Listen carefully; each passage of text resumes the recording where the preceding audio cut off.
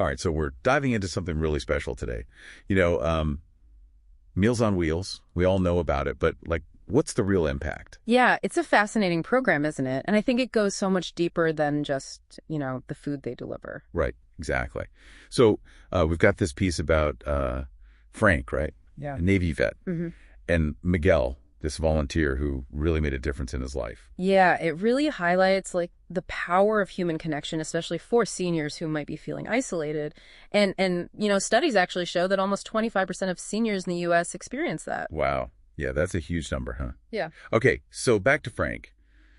This piece paints such a vivid picture of him, like before his stroke. Oh, yeah. The guy was like the life of the party, loved jazz, always had friends over. He sounds like quite a character. Yeah, totally. But then, bam, the stroke hits.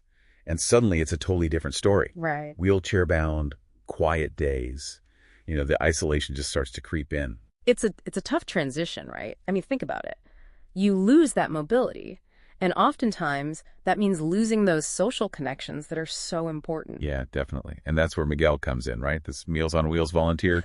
He shows up like with this huge smile. I swear. Yeah. The piece describes it as bright as the Monterey sun. Huh. Well, I'm sure that was a welcome sight. And it really speaks to the little things, a genuine smile. That's how human connection starts. Totally. Totally. And it's not just any old, hi, how are you? Like Miguel remembers Frank's favorite meal, beef stew. It's that attention to detail, Exactly. It's that personalization that makes a difference. It shows he's not just dropping off food. He sees Frank, remembers him, remembers what he likes, and then, takes it a step further. Right. The jazz. Yeah, he remembers Frank loves jazz and brings a speaker to play his favorite tunes. It's amazing, right? And suddenly, Frank lights up. Yeah. He starts reminiscing. You can almost feel, this warmth coming back to him. It's almost like Miguel tapped into, Frank's identity, the part of him that wasn't just defined by his stroke. And I think that's such a powerful message that everyone, no matter their age or what they're going through, they need to feel connected. They need that sense of purpose. Absolutely. So obviously this story shows how powerful these connections can be. Yeah. But, how does Meals on Wheels do this on a bigger scale? I mean, we're talking about a lot of seniors.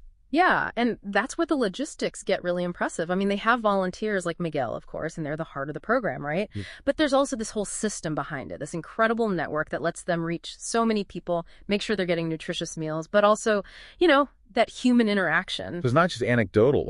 Are there, I guess, are there studies that show how effective it is? Oh, for sure. There's tons of research that shows programs like Meals on Wheels really work.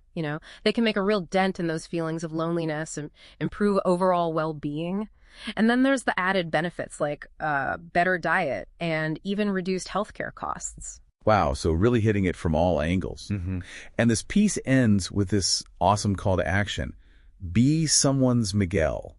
I mean, it's inspiring, but it also makes you think, what else can we be doing? Yeah. How else can we tackle this problem of seniors feeling isolated? Yeah, it's a big question, isn't it? And while those individual acts of kindness, they're so important, we can't forget about, the bigger picture. What about things like access to transportation, affordable housing, having community centers where seniors can go and interact? I mean, those are all pieces of the puzzle, too. Totally, totally.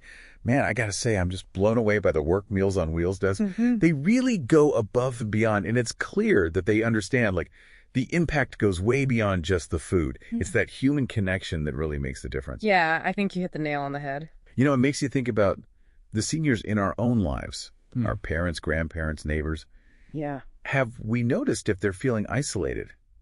What can we do, even something small, to brighten their day? Sometimes it's those small gestures that mean the most. A phone call, a visit, maybe even just sharing a meal together. Those are the things that really nourish the spirit, That's so true. And maybe that's the biggest takeaway from all of this. Yeah. We're living in this world that's so focused on technology, and sometimes I think we forget about the importance of real, genuine human connection. And especially for folks like Frank, who might be feeling vulnerable, those connections are more important than ever. Couldn't agree more. So yeah, lots to think about. Thanks so much for joining me for this deep dive. My pleasure. It was great to really dig into this topic. And for all of you listening out there, take a moment to think about Frank's story and think about what you can do to make a difference in the lives of seniors in your community. Even the smallest act of kindness can have a ripple effect. See you next time. See ya.